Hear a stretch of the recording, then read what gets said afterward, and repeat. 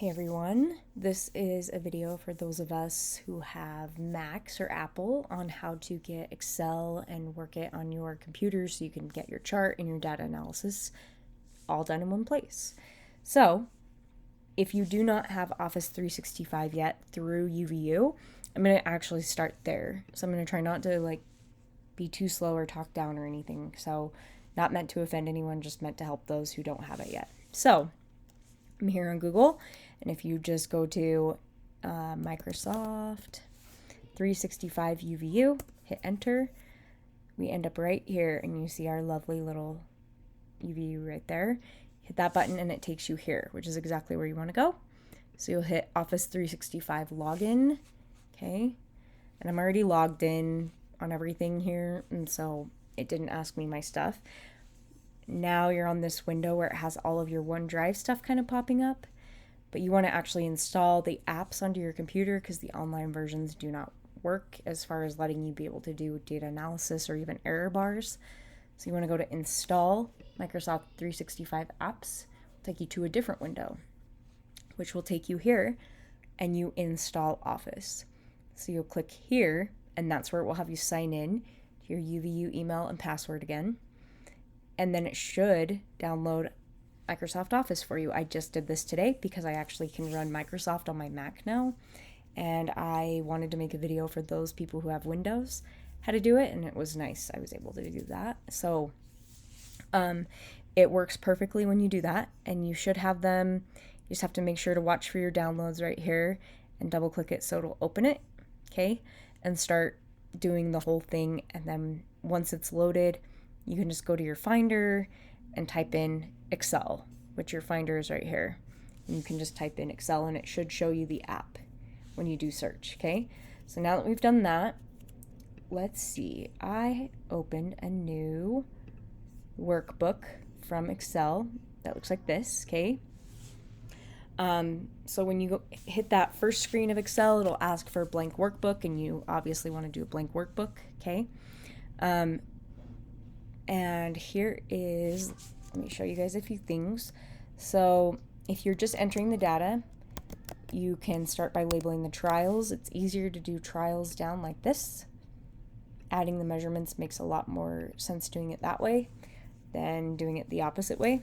So here's treatment 1, which in my little hypothetical experiment was apple, then the center was the control, and then here is lime. Okay. All right. I already have my data that I made up, which, remember, nobody makes up data. It's not a good thing, but for this purpose, very useful. So let me just paste that in. It's supposed to paste right in. Let me see. Let me just copy that again.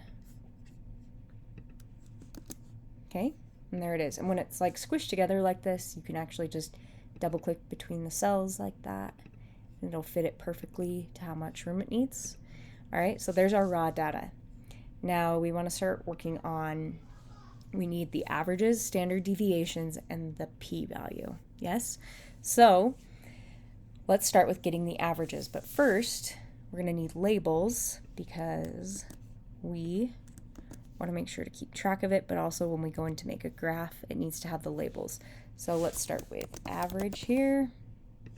Standard deviation down below. Okay, double click to make it fit. Now to find the average of the Apple data, you would hit equals AV. When you hit the equal sign, it allows you to start doing functions. And there's lots of functions that Excel can do. Okay, so you'll hit average. Make sure it looks like this before you start highlighting data. But I'm just going to highlight only the Apple data, obviously. Hit enter, and there's my average. Okay. Now, instead of having to sit and do that for all 3 of them, you just wait till you can get to this little corner with the dark T like that, pull it over. Okay, and there, it did it for the center and for the lime. All right, now for the standard deviation, which is super important because for one thing, we have to report it in our lab report, but also it's what's used to make the error bars. So, just like with averages, you're going to hit the equal sign, ST, DEVA is usually the one I go to because I'm not quite sure what the other ones, what's the difference. So you'll hit STDEVA and highlight it just like you did with the averages, hit enter, there it is. And then that's kind of a big long number that gets a little daunting. And Excel has this little handy thing up here where you can decrease the decimal. I usually feel it's safe to go around, I don't know, 4 sig figs.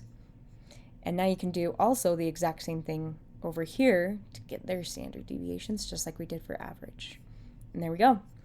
So now that we have the average, we actually can make our graph because we are not going to have 15 separate measurements, if you remember. So you go to Insert, Recommended Charts, and we are doing a bar graph since the measurements directly affect one another, right?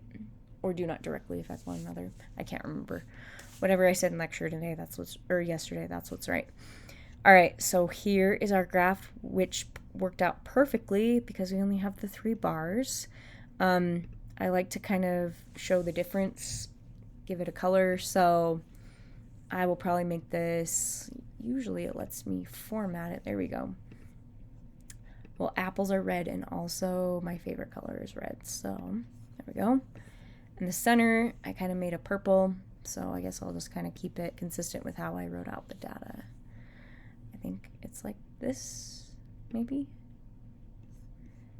And then the lime, which is a little green. Okay, so now you don't really need a legend because you have a way to distinctly tell which is which, and a label here at the bottom, which matches whatever label you put up here. Okay, and then you'll also need to add, of course, the vertical axis labels, the title, and figure description. So to do that, make sure you are on your chart because then it will take you to chart design. You go to add chart element, and there's axis titles, so you can do your vertical, and there's not one for figure description, but if you go back to insert and text box, you just do it here, figure description here. Okay, and then when you're done adding all of those elements in, you can take a screenshot, and this is what you can include in your lab report. Okay, but we are missing one big thing here, and that is the error bars. Okay, so make sure you're back on your chart and it shows chart design. You go there and you want to go to add chart element. You will see error bars here, but if you hit standard deviation, you see how they're all the same. Excel is not smart enough to know that they're all 3 different, even though you have the values there. So you actually have to be more specific for it. So delete these and go back to add chart element and do add error bars, more error bar options. Okay, make sure you're on these 3 little bars right there.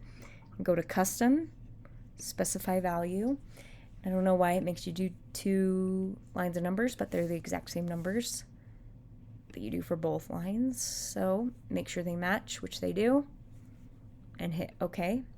And there, now you can see that it matches with the data because 0.837 is very different from these 2, okay, in terms of height.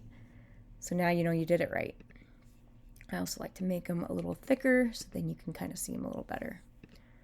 Okay, and that's our chart with the error bars and all. All right, now we have to do the data analysis. Now, for those of you who are just getting Excel, you are going to probably have to add in the add-in that it needs to do that. And even those of you who do have Excel, a lot of you probably don't realize that you have to do that add-in to do any data analysis tests. So to get that add-in, you go up to Tools, and you go to Excel Add-ins, and you check the Analysis Tool Pack and hit OK.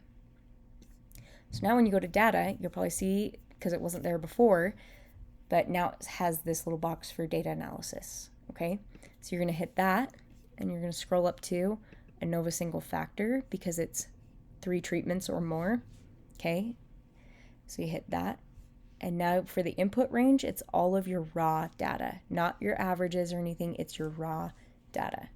And you will hit OK. Now it didn't make my other stuff disappear. It just puts it on a separate sheet. Okay, so here's the sheet with all my data and my chart. But if I go to sheet 2, there is my one-way ANOVA results, and there's my p-value, which is what we need, right? Okay, well, I hope this helped. Email me if you guys have any other questions. but it's kind of hard to answer questions if I can't see your computer, so I hope you guys are able to do it. If not, we can do a Microsoft Teams meeting where I can kind of meet with you remotely and walk you through it, okay? You can show me your screen. But I will see you guys soon.